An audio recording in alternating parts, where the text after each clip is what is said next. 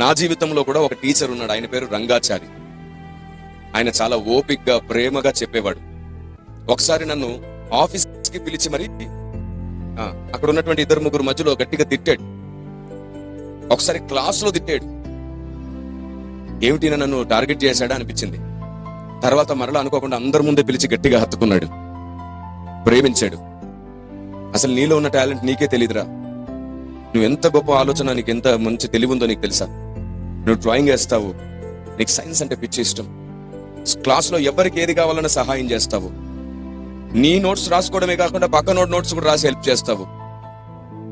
నేను చూశాను, ఎగ్జామ్స్ లో నువ్వు రాసిన పేపర్స్ చదివాను, నీకెంత మంచి టాలెంట్ ఉందా అని అడిగాడు ఆయన.